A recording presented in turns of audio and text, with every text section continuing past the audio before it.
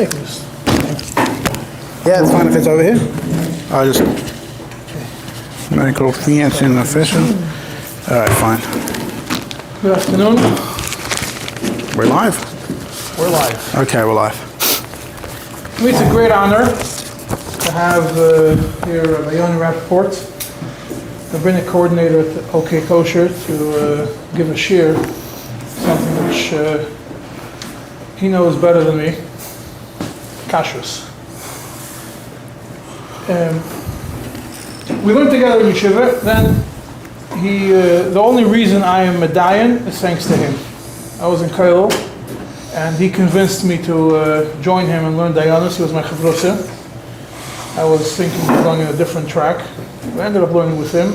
Somehow I ended up going into dayanus. He ended up going into kashrus. But it is thanks to him that I ended up where I am, and by default also the Kailo, which its original goal was to create more rabbis, is a direct result of me being pulled out of one Kailo to learn dayanus. So for that, I'm very thankful to him.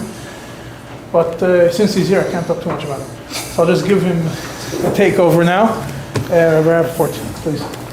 Yeah, based off that, so you're all welcome.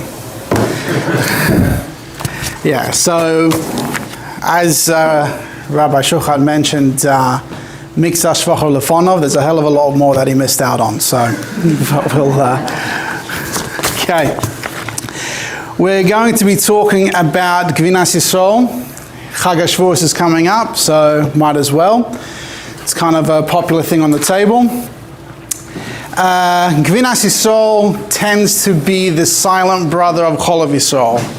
Cholav Yisrael gets all the publicity, gets the headlines of Moshe's Heter, all that kind of stuff, Cholav Stam, etc., etc. Gvinas Yisrael, on the other hand, don't really hear too much about it. So we'll get into that. So to start off, let's talk about how cheese is made. So you take milk, you add in rennet to the milk curdles, creating curds and whey. Whey is separated, curds are pressed, you've basically got cheese. Obviously different cheeses, different things are added to it, so cultures are also added to it. Cultures is a bacteria, and different cheeses have different things. So some of those cultures will make the mold and blue cheese and the eyes and Swiss cheese and all that kind of stuff. So that's a quick rundown of how cheese is made. Now, as I mentioned, rennet is put in. So obviously a lot of people, if you guys remember from Basar B'Cholov, it's brought up there, but that's talking about kosher rennet, animal rennet that is. So rennet is a group of enzymes that actually creates the curdling in the milk to make the cheese. Rennet can be found in there's three different types of rennet. There is animal rennet, which can be found in the stomach of calves, the abomasum, to be quite accurate. That's one source of rennet. Other source of rennet are different plants called vegetable rennet, where you'll find also that has those properties, those enzymes that can actually create the curdling of the milk. And what's used mainly in production throughout the world nowadays is what's called microbial rennet, which basically they've isolated the enzymes and they grow them in labs, and basically it's been ever since they're basically lab-based rennet, which obviously that's not an issue at all. So let's go through the tour, which is your first page. And we're going to start from 3 lines towards the bottom of the tour. Front of the line, beginning of the line. So it says, Gvinais hanochrim asuros umefash begemara kama tamim. So we know cheese from goyim are forbidden. The Gemara goes in to explain a few different reasons. So So one reason is because they'll use animal rennet, which comes from non-shechted calves, and obviously that's not kosher. and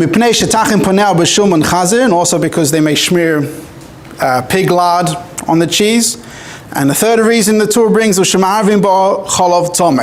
that sometimes they may mix non-kosher milk with it. So milk that has come from a non-kosher animal, to be more specific, because technically cholav akum is also non-kosher.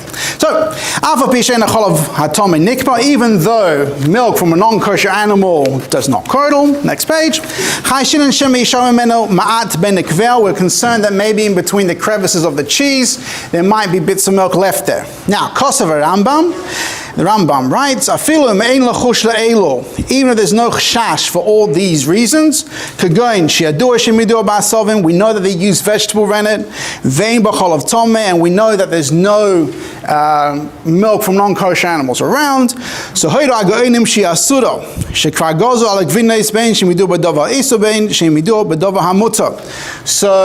regardless of what the ingredients that's been used, the Goinim were already instructed that cheese from a goy cannot be used regardless of what ingredients have been used and then how the cheese has been made. And so if someone eats cheese or milk or drinks milk from a goy that he saw hasn't watched, and that doesn't sound too pleasant. Now, so instead of going through all the Makayos in the Gemara, let's use the cheat sheet and let's go to the Beis Yosef. So, as you can see here, I've underlined a few things and I've sectioned off a few things just to visually to make it a little bit easier. So the beginning of the Beis Yosef, he starts quoting the reasons that the Gemara brings. So, first reason he actually brings is Mishum Giloi. As we know, liquids that are left uncovered, so we're concerned that maybe snakes come in, popped in his venom, so they definitely have to be covered. As we'll explain later on, that this is actually, Me'ikar Din, this is actually not required anymore because we don't have snakes among us, but back then it was a concern. So that's one reason why, and the Goyim at the time weren't as careful as Yidden were. So mitzat sakana, you shouldn't use their cheese. Another reason is because it's impossible, you can't have milk, cheese with at least bits of milk that are flying around. So that's the milk concern. Another one is as we explained, they might use animal rennet. A fourth one, they might smear pig lard around it.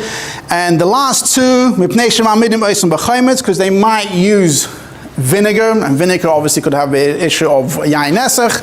And the last one, because maybe they may use vegetable rennet, which has a problem with orla. And so then the Gemara, the reason why the latter two aren't brought down, the Beis Yosef says, is because they technically would be a problem of hana as well, so therefore that's why the Torah decided not to bring those two opinions. And just to go on to the next page here. Now the Beis Yosef is going to quote the Tosfos. But now, Shekos va Tosfos b'Shem Rabbeinu Tam, ki achshav le'metzinu tam poshut le'esek gvinas hanachrim, da tam ha'isu mishum nikur, Kerishub ben Levi, the Kanon Kavasei Afliga Rabbi Yochanan. So, according to Rabbeinu Tam, there is no chash at all. At least back in his time, there was no chash at all to have gvinas akum, because according to the Rabbeinu Tam, the problem was nikkur, the problem was gilui, they were concerned about the snakes biting. And now, we're not concerned about them adding milk from a non-kosher animal. So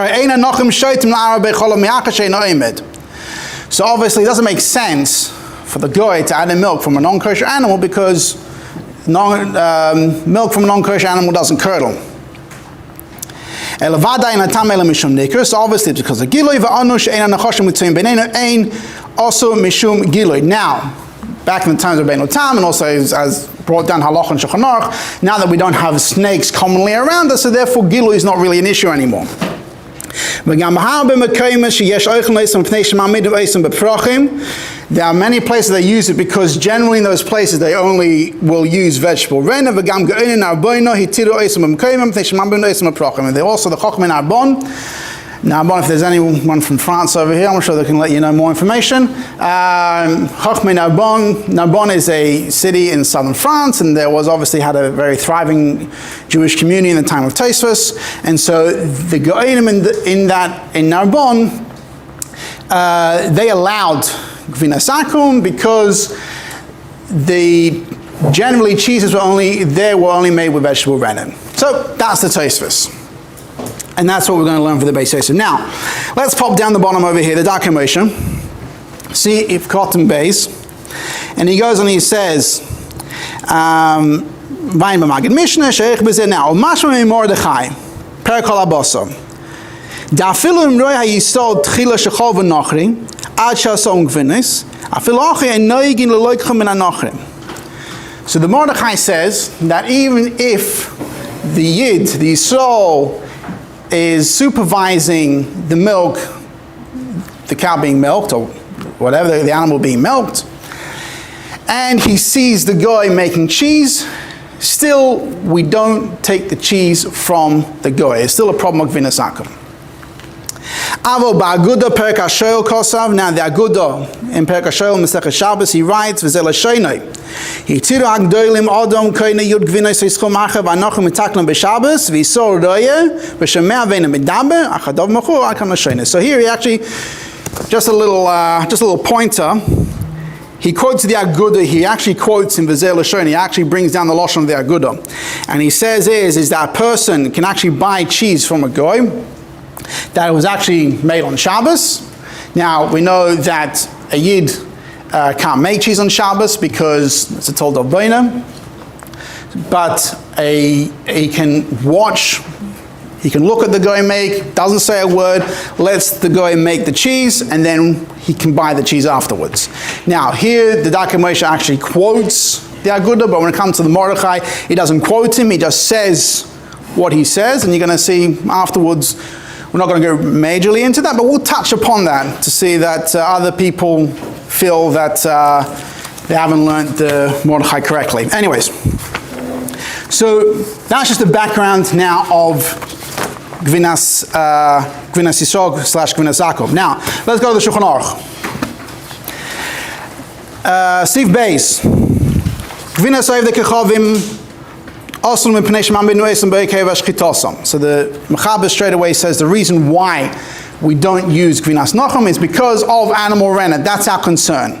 So yes, the Gemara brought a whole bunch of reasons afterwards. The Torah brought 3, but lahalacha we paskin. The problem is that we're concerned about animal rennet being used, and even though generally the amount of rennet that's put in is less than shishim, but because there's a davar maimid, therefore davar maimid cannot be bottled. Now, vafilu imidu basovim asura. Even if you knew they use animal rennet, like the Rambam says. Sorry, they use vegetable rennet, like the Rambam says. Still, that's a problem. Let's go into the Amor. V'cheina minig vein lifretz geder. That's the minig, and we're not going to change that now. Im loy b'mokum shenogo behem heter mikadmoinim. If it's not those places that they had a heter from previous years, which as brought down the Tosfos, that's Narbonne. But I'm pretty sure since then a lot of things have changed. So technically speaking, we don't really have nowadays a place where it's known for them to only use vegetable rennet. So technically speaking, even according to the Ramon, we can't use rennet because, we can't use cheese from Goyim because of the animal rennet problem. Now, next part, which is we're going to actually delve into a little bit more. Now,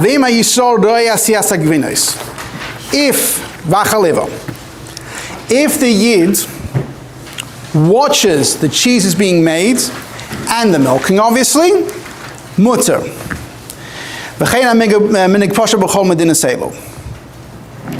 Now, that so according to Ramon, as we learned, as he brought down the Darkei Moshe from the Agudah, is that if the Yid looks at the goy making the cheese, that in itself is fine. Now, what does it mean to look at the goy making the cheese?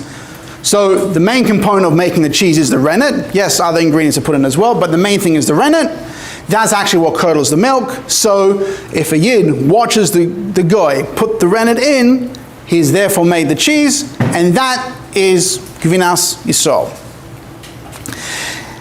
Now, so the Ramah goes on. V'im ro'ah asiyas ha'gvinas v'lo ro'ah chaliva yesh lahati b'di'eved ki ein lo chusha me'erev b'dova tomei me'ach hashas ha'gvinas min ha'cholav ki dova tomei eino oimed u'bevadai la'erev b'ha'ev k'chovim me'ach hashadai talas gvinas.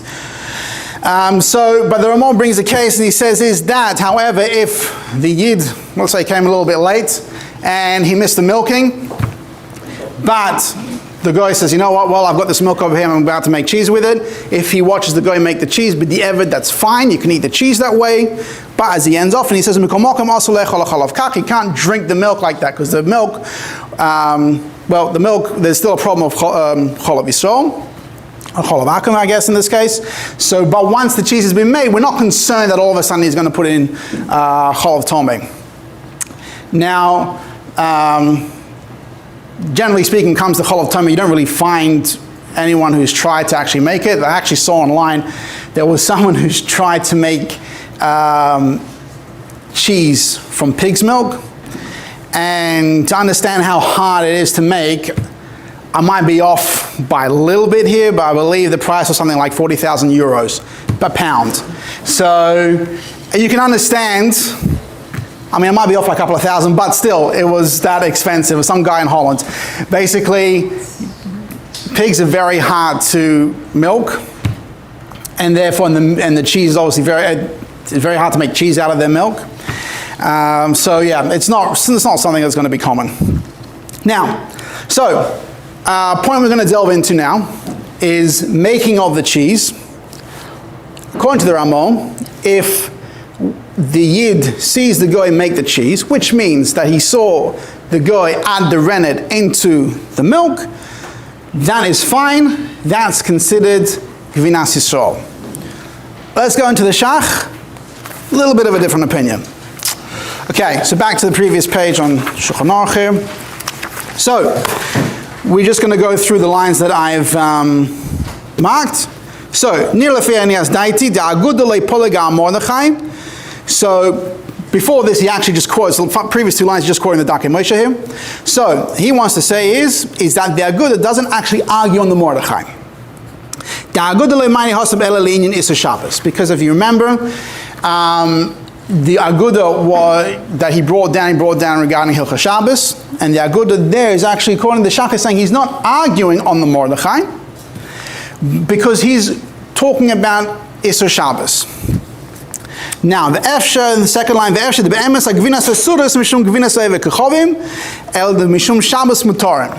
So, according to the Shach learns that the Aguda technically, he's referring to Hilchos Shabbos. So, Mitzan Hilchos Shabbos, there is no problem. So, but you still have an issue of Gvinas Akum.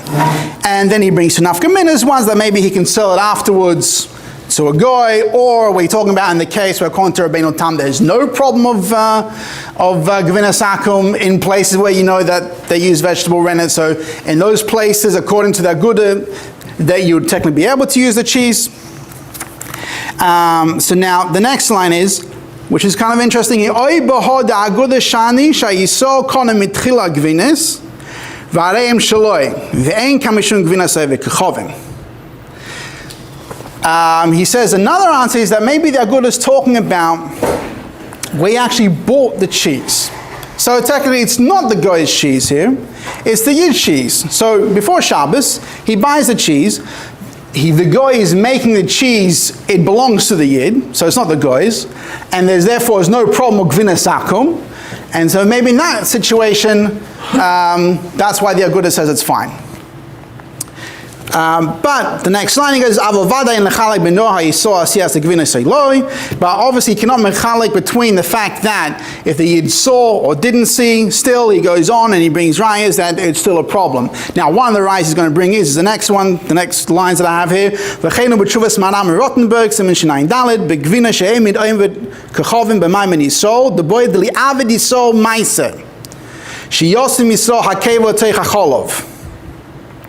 So the Tshuvas the Maharam Rottenberg says that in the case of a goy that is making cheese with his souls, there the Yid has to actually do an action. That action will be adding in the rennet himself. So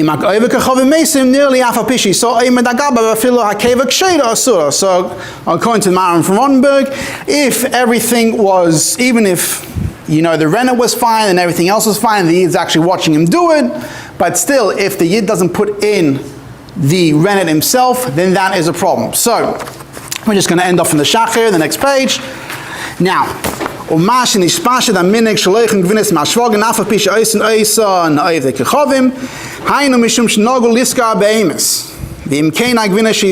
minig that I guess was back in the day where people would buy cheese from farmers. Now he's saying is because they used to rent the cattle. ואם כן הגבינה שיסור הם, ולא ימצאנו שום איסור בשום מקום בגבינה שיסור, שעשון אבק כחובים, הגבינה האבק כחובים גוזר ולא הגבינה שיסור, שעשון אבק כחובים וכן נוהגים. גם כן, שהאבק כחובים ויסיסור, איסור גבינה שיסור. והוא הדין שאין צריכים באמס וכן נמצחום גבינה ממנו, אם כן הגבינה סיים בשעס הסיוסם שיסור. So, in the case of farmers, talking about a situation there where the Yidden have actually rented the cows, and so therefore, when the goyim are making the cheese, they're making it belongs to the Yid, so therefore it's considered gvinas Yisrael. And we're saying there's nowhere do we see that goyim are not allowed to make cheese for Yisrael, like as far as the actual Yiddish cheese.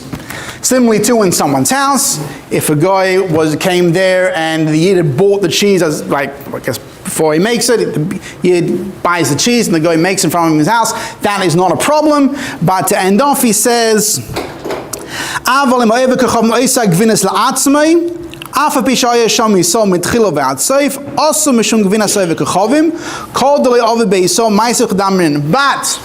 same thing as the Maran Rottenberg says, if a guy was making cheese for himself and the Yid is standing there the whole time watching what he puts in, all ingredients are kosher, doesn't matter, the Yid actually has to do a maisa himself. He has to do something, which in this case he has to make the cheese, which is putting in the rennet.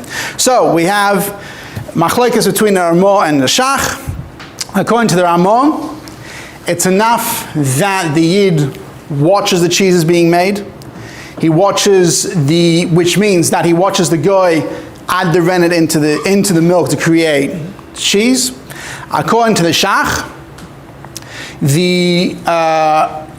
watching the guy alone is not enough, but he also has to actually put in the rennet himself. So, let's go on to Tshuva V'nei Rabbi Yehuda. Next page. Okay. Now, let's go. So, marked off the area. Simon line, Lamed Zayin. So Zulas Zeh Asher Sha'alto Adva Yisraelim HaSoichlim HaShvor V'Kodim Gam HaGvinas HaNaisim B'Shabbos. So now he's talking about to the person about the question that person had regarding buying, renting farmers and buying the cheese that are made on Shabbos. V'hina Zeh L'Shoincha. So Av Shalamor. Barchaim Siman Shin Zayin Sif Chav Beis Masik Lahatir Mikom Mokim Lefi Mashmos Lashon Hashach B'Yodei Siman Kuf Tesvav Sikot Nchov Mash Matai Gavna After Mutter Mitzadis Shabbos Mikom Mokim Shuv Asur Machil Lisol Mitam Gvinas Hanochrim So basically the person here has a little issue buying cheese from a guy on Shabbos. He's saying even though technically according to the Ramah it's mutter, but according to the Shach we do have an issue here. We have an issue of Gvinas Akum. So the Nerdy Peter goes on to say says V'hinani Tomel Lo Matilis Sheilos Chabayis Naisim B'Shabbos or Das Shach Hanal Alfa Naisim B'Chol Asurim. So his question is, what does Shabbos make a difference? According to the Shach, even if it's done during the week, it's a problem. If all you're doing is just looking at the guy making the cheese, and if you're not putting in the rennet yourself. So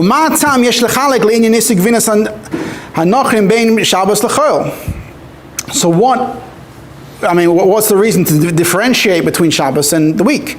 So if you want to say that the Yid actually buys the cheese before the guy makes it, as gam hashach matik mevur b'shach sham v'im kein also lasos b'Shabbos ki ikar hete mevur b'mogen avram sham sivkaten lamed gimel shadayin ein ha'gvina she'yisro v'im kein kasher kanom kodim shenaisu kfar hem she'yisro v'also lamed aleim b'Shabbos b'shas asiyosam v'im ze ha'isa kavanos choloya lechol litles ha'shela b'yisra chilam. So we have a problem here.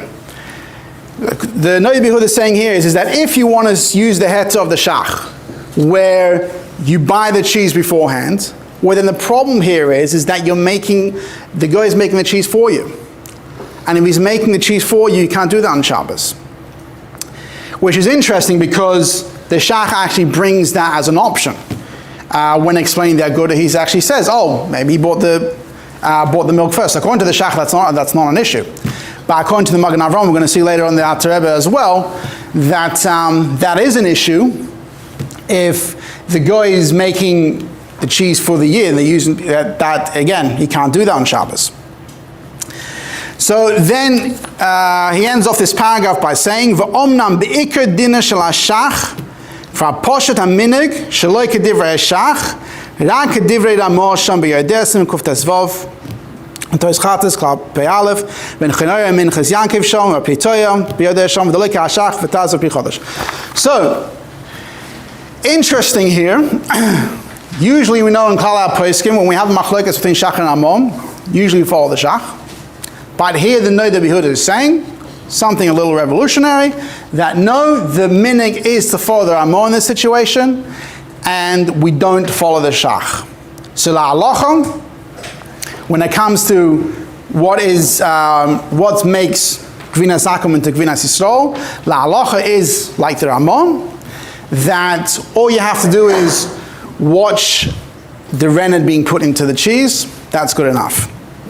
Now, and then interestingly enough, the Noda B'Yehuda goes on to say that the Mordechai that was brought down the Darkei Moshe, well, and everyone's quoting this Mordechai, no one really understood what he said properly, and so he goes into that, but again, we're not going to go through all that right now. But interestingly, when, there's one thing when someone quotes someone word for word, but when someone just says, this is what he says, so therefore there's a lot of room for interpretation over here. Never assume anything, basically. So now the end of the tshuva, the Noda B'Yehuda brings another way of how you can make Gvinas Yisrael. So prior to that, he mentions the Maram from Rothenburg, as was brought down the Shach, that he says clearly that the Yid has to actually put the rennet inside. So he goes on to say, "V'gam b'zenir nirlani es daiti d'gam divrei Maram him davka kishagam hakeva hi shenochri shanochri nosan ego shaloi lishchait v'lokach hakeva misham oy shanochri kono keva kshedo mitevach Yisrael v'lokach ve'imid b'cholov shaloi b'fnei Yisrael." So the Maram, he's saying the Maram is talking about a situation where the guy used, obviously, his own animal rennet, which wasn't kosher, or even if he used rennet from a Yid, but the Yid actually wasn't there, and the guy put it in. Avol, Eila Aseichim Ashvogim Mistama Ein Lanochi Balatzoin Keva Kshedo. Vela Yehudim Aseichim Meviim Keva Kshedo Mishalahem. Avshadain Lo Yisochru. Ela Shadaiton Liknes Agvinas Vem Oimdim Be'edel Lido Sheakol Be'echsher. But the whole meaning here that people are taking from the farmers, the cheese, and that is allowed. So here we're talking about is where these farmers don't have rennet lying around. I mean, take it back in the olden days, these things weren't easily accessible. Even though they didn't have the supply chain issues of now, but still, they weren't as easily accessible. So in the case here is that you're talking about where the Yid brings his own rennet. He brings his own rennet to the farmer in order to create cheese.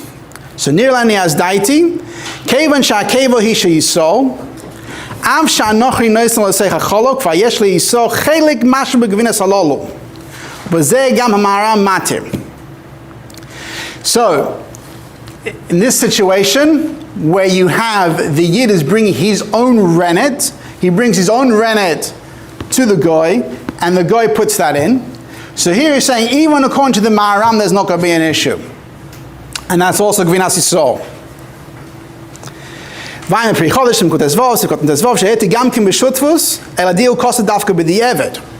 So the Pri Chodesh actually writes that he's matir if there's a partnership, but still that's only b'di'evet. But ulanias daiti the bezeh mutar l'chulu alma af lechatchilo. Right? But according to the Noda B'Yehuda, when he actually the rennet belongs to the Yid and is put into, and even if the guy is the one putting it in, but the rennet belongs to the Yid, that itself is enough to make the cheese Gvinas Yisrael. Now he goes on, he said, so this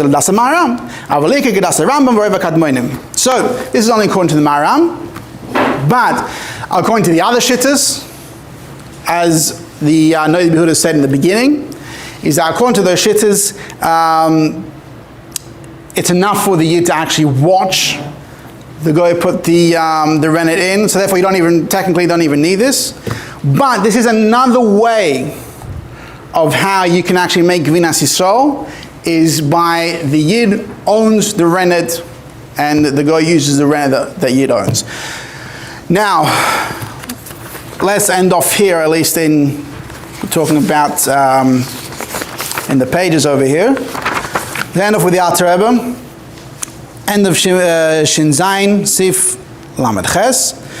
So, the Alter Rebbe Shitta is Nochrim ha'osim gvinis b'Shabbos micholov shelahem, right? Goyim that make cheese on Shabbos with their milk. V'yisol ro'ez ha'chaliva v'agibun k'dei she'em mutar yisol la'ochlon. And the Yid is watching the milking and the curdling, the cheese making. K'dei she'em mutar yisol la'ochlon, in order for the Yid, for Yisol should be able to eat the cheese, right? So we already see over here, according to the Alter Rebbe, is enough that he sees the cheese making. He can eat it, and he can buy it after Shabbos not to eat. Now, even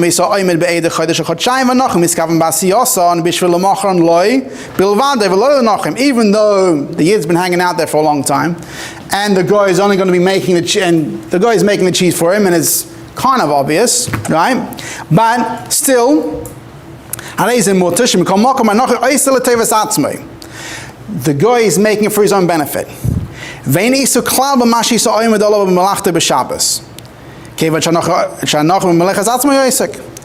no issue at all for the Yid to be watching the guy making the cheese, because the guy is doing whatever he's doing. He's making his own cheese. No big deal there.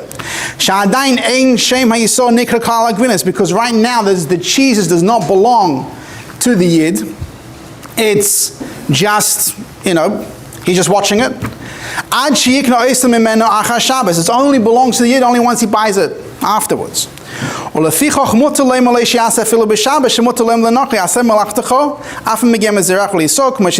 can even tell him to even do it on Shabbos. Right? Because again, as long as it's the guy's cheese and the Yid hasn't bought it over here, so there's no problem with it whatsoever. Now, so obviously, we see over here is, interestingly enough, according to the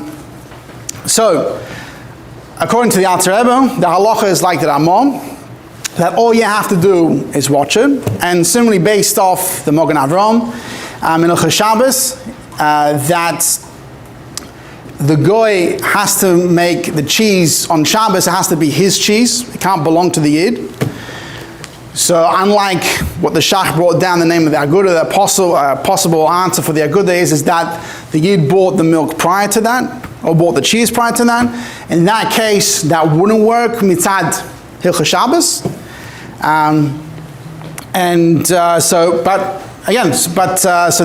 That's one difference between the Shach and everyone else, is about Shabbos itself.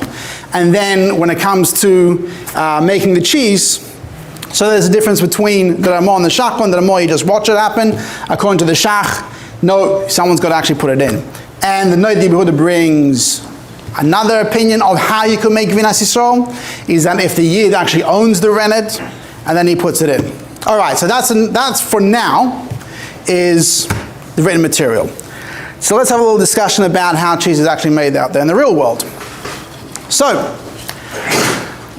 practically speaking, what happens is that cheeses are made, at least the chol v'sol cheeses that you buy out over here, and even the chol stam cheeses that you buy out, they're generally made in productions. So a company, being Natural Kosher, Ha'olam, all these companies will go to a regular cheese factory and they'll ask them to make cheese productions. So production is done, a mashgiach is there present. Now, in Crown Heights, you're only going to find chol v'sol cheeses. When you go out to other communities and you'll see there's chol v'sol cheese and there's chol stam cheeses. The difference between those is about at what point is the mashgiach there.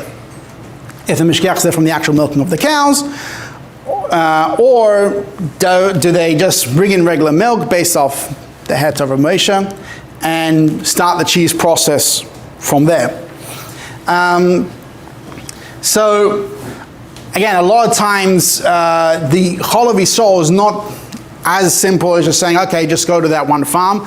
A lot of times cheese factories will get milk from many different farms. Generally the way it works is that you'll have, let's say, a co-op, or you'll have a company that basically collects milk from all different types of farms. They'll bring it to the cheese factory and they'll make the cheese that way. So when it comes to chol v'sol, there's that it makes it obviously a little bit harder because then you've got to focus on the actual farm itself. But you guys eat chol v'sol cheese, so it's not impossible. Now, when you make cheese, as we said, you put the rennet in, it curdles, you create the curd. Now, there's also something called whey, W-Y-E-H. No, W-H-E-Y, my bad, yep. Okay, so there's curds and there's whey. So technically the whey, there is no isur of gvinas akum on the whey, because that's not cheese. So the whey can be sold as kosher even without a mashgiach tmidi. So what will happen a lot of times, again, we're talking about chol stam whey, because obviously if it's chol v'sol, you're going to need a mashgiach there even for the whey process. But for those chol stam certified wheys, you'll have the cheese is made without a mashgiach actually putting in, without mashgiach being present, and these companies they'll obviously get kosher ingredients, so the cheese itself has a problem with gvinas akum, but the whey doesn't have that problem. So the whey can be actually sold as kosher, chol stam. So now, what will actually happen in the companies when the cheese is being made? What's been agreed upon by, I'd say, a lot of different kashrut organizations. I know Rabbi Shochat's informed you guys, there's an organization, there's a umbrella organization called AKO, it's the Association of Kashrut Organizations, and they decide different policies where other all hechsherim are all comfortable with. So the policy, the AKO policy is when cheese is being made that you follow shittas hashach. Put it this way, the mashgiach's there already, so it's not that big of a deal for him to actually put in the rennet.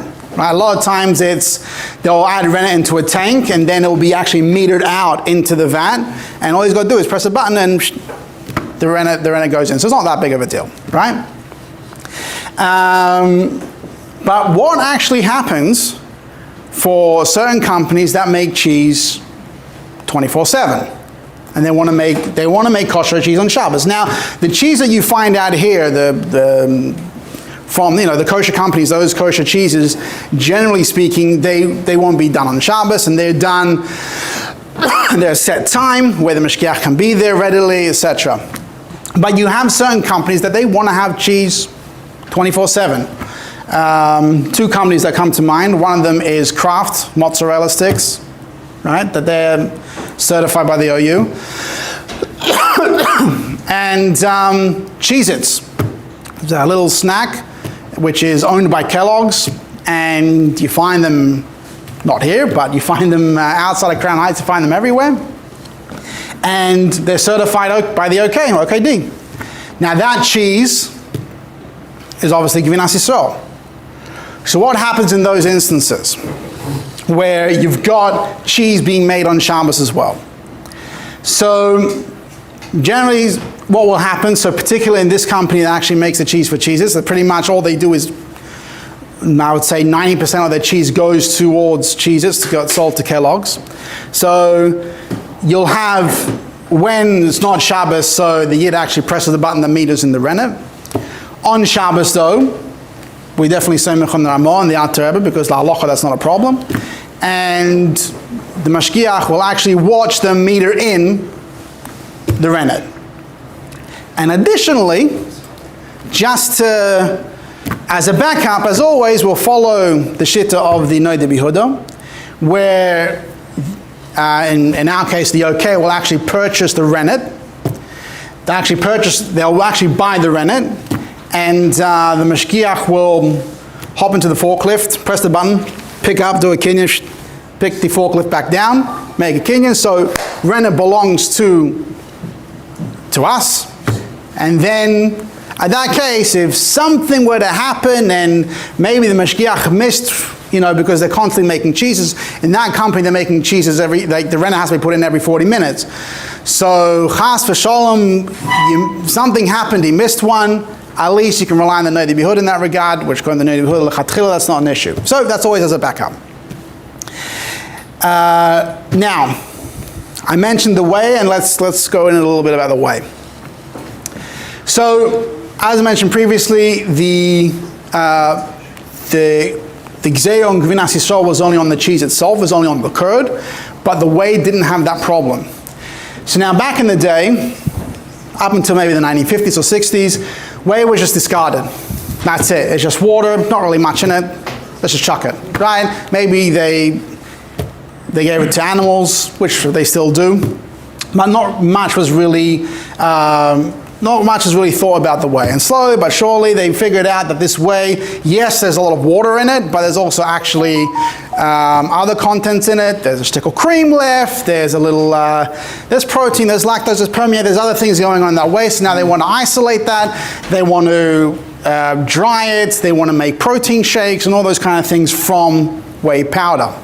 So as we said, because the whey is not part of the general gzeira of Gvinas Yisrael, so you don't need a mashgiach present for the whey. You need a mashgiach to become yotze v'nichnas in order to make sure that the rennet that's being used is kosher, the cultures that are being used is kosher, and all the other ingredients that are kosher. But so yes, the cheese will stay gvinas akum, but the whey, once separated off, can be kosher. Now the question is, there's machlokes amongst modern day achronim, I guess for us maybe previous generations, about at what temperature are you allowed to make the cheese at. So now what actually happens is that the cheese is generally warmed. And because you're putting in cultures, which are bacteria, and you're putting in rennet, now these things are alive. And you're not going to heat it up too much, because you're going to ruin it. But there are some cheeses where they will be warmed up a little above Yad Tziledes, which amongst the Kashrut agencies, Yad Tziledes is agreed on as 120 degrees Fahrenheit. So there are some cheeses where they are, as in the making process, they heat it up to above 120. You'll find that in some Swiss cheeses, some Italian cheeses where it'll go up there. So, what's the din? So, there's a machlokes between Rabbi Soloveitchik and Rabbi Moshe in this regard. So, the problem here is, right, well, I'll go into it, right? So, according to Soloveitchik, is that if you're making the cheese, and the cheese is being made at high temperatures where it's over Yad Tziledes, so the problem here is now I've got curd and I've got whey. So, I've got curd that is now gvinas akum, because it's there, it's gvinas akum, and now it's being heated together with the whey. So now the whey has blias from gvinas akum. According to Rabbi Moshe, that's not the case. According to Rabbi Moshe, is that at that point, while it's being made, it doesn't have a shem gvina. It's not cheese. Only after I've separated the whey, then it has a shem gvina. So at no point will the whey, while it's sitting with the curd, is not going to be also at any point, because once it's separated, oh, now I've got cheese. Now the cheese is the issue. Now there's a shem gvina, right? There as well, different hashgachas had to come to a certain agreement, because again, we're using whey from different companies and you've got to figure out what the agreement is. So one of the ACO policies is that we follow the shitta of Soloveitchik, that if the cheese is made above 120 degrees, so therefore the whey is going to be an issue as well.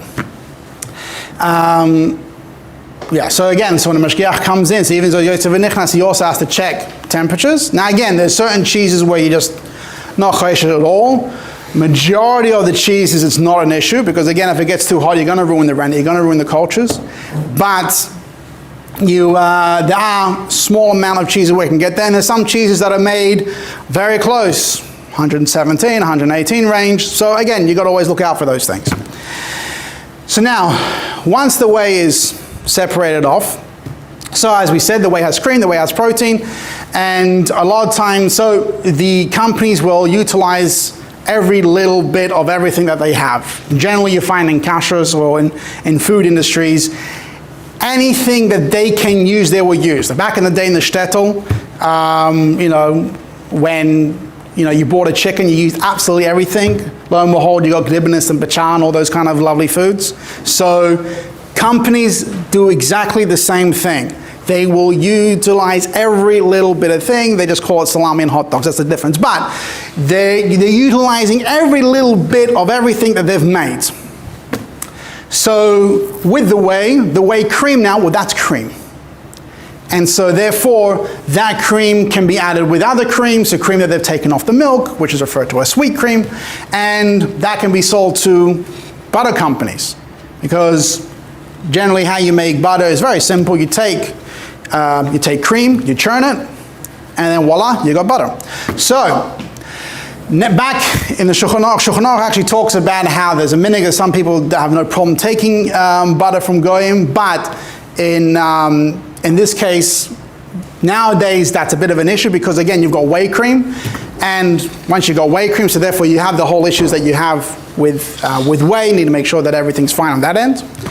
And whey cream can go into butter. Now there's also another thing always to look out for certain cheeses that will go through an extra process.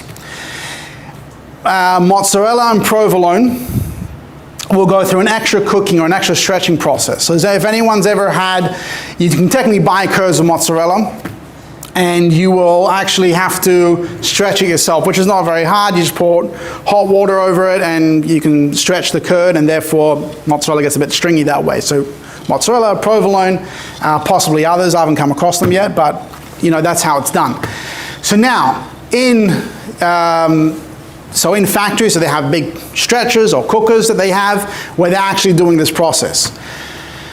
Off the cheese. So first of all, let's step back. Now, we all agree the cheese that's going there is now giving us akum, right? If a yid actually hasn't been present putting in the rennet, etc.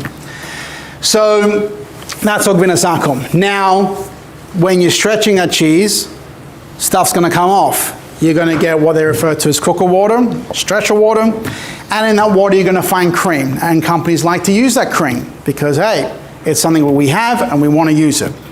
And in general, the point I forgot to mention is that the cheese market is fairly competitive, and the cheese capital of the United States, and possibly of Northern America, is in the lovely state of Wisconsin.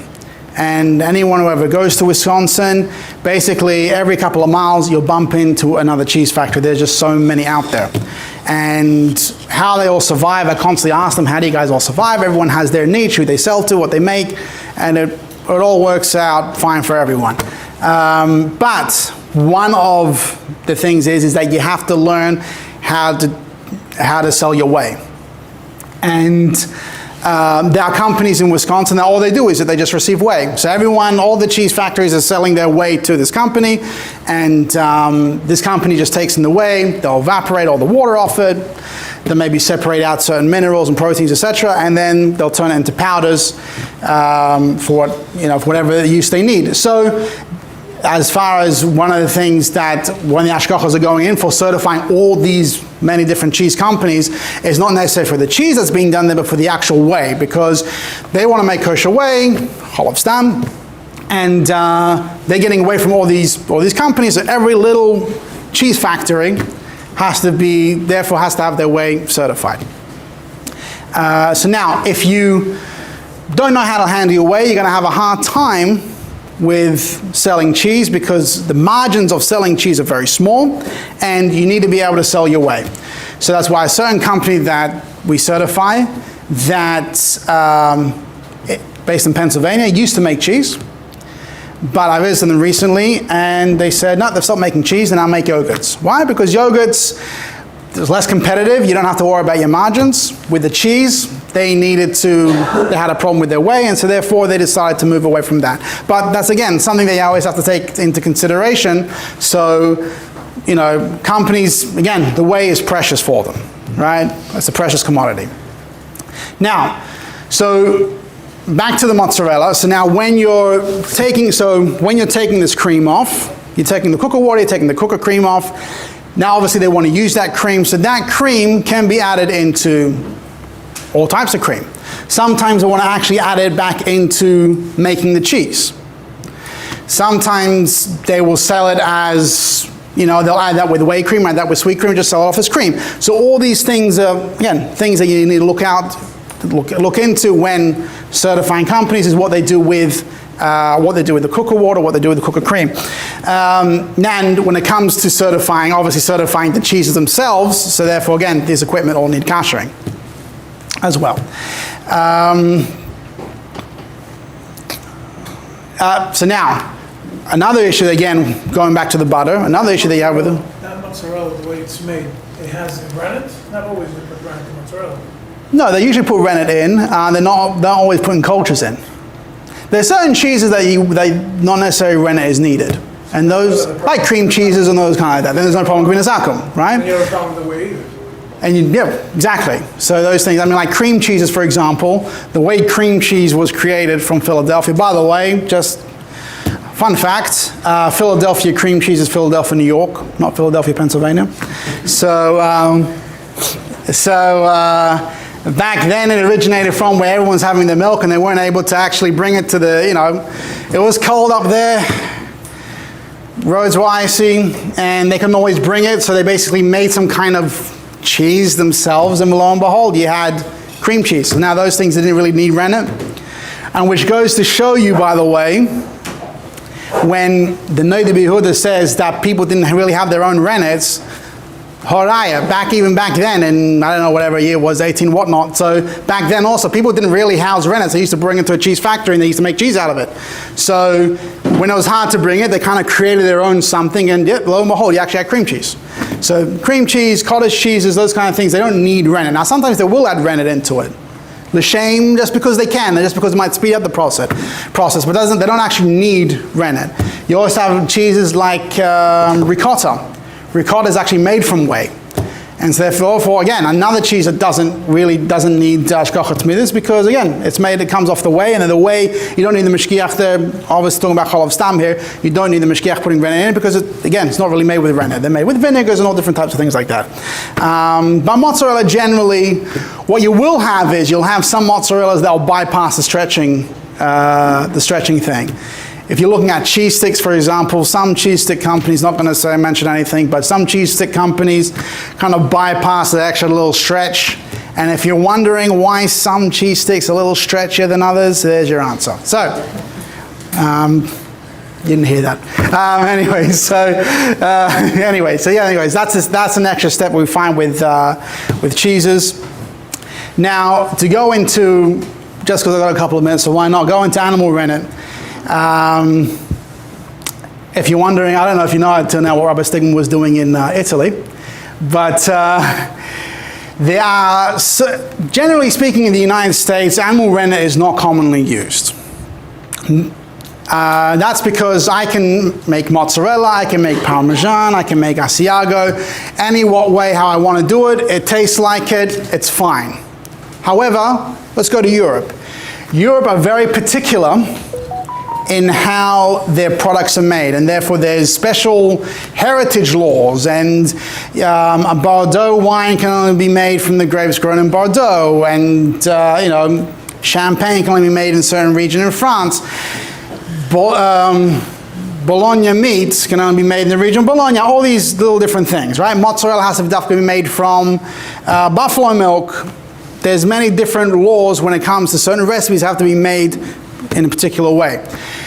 And when it comes to Parmesan Reggiano can only be made in a certain area in Italy, and it has to be made with the recipe that was used mikadmoinim. And that recipe requires animal rennet. So one of our rabbis was actually going to inspect, somewhat related to Rabbi Shulchan, and he actually passed away in Italy, was about to go and inspect how they were making the animal rennet from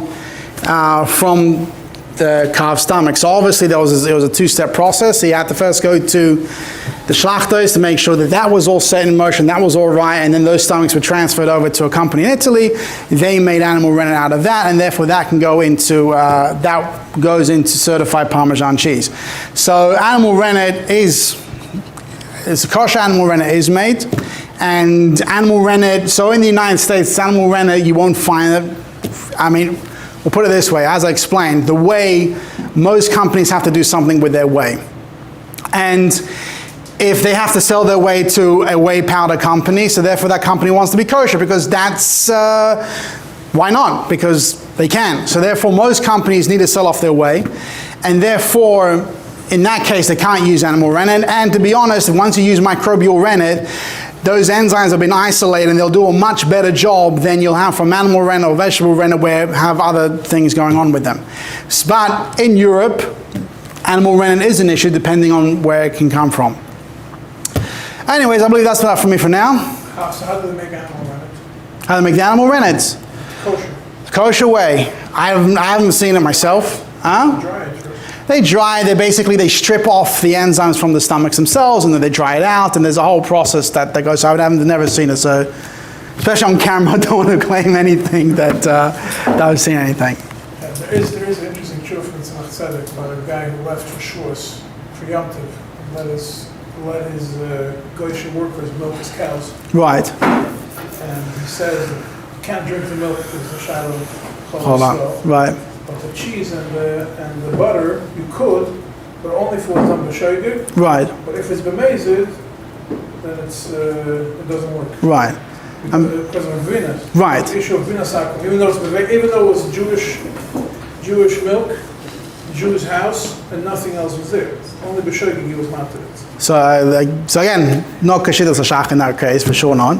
And I guess also there's another tshuva that talks about bichlal the minig. Tshuva right before that. Yeah, about the butter itself, bichlal our minig not to have it. So according to Tzemach Tzedek, the tshuva is he writes that you're allowed to have butter from a goy, but it's the minig not to. But back then, again, they used to discard all their whey. It wasn't an issue, but now it's changed. A lot's changed in that. Okay. Thank you.